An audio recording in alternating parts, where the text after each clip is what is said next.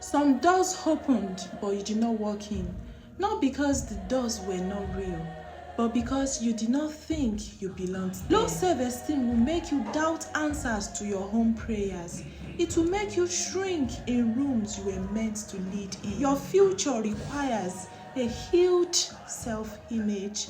So join me in this 21 days journey of rebuilding your self-esteem. This is day one. Don't forget to subscribe and share this to somebody that might need it. See you in the next day. Bye.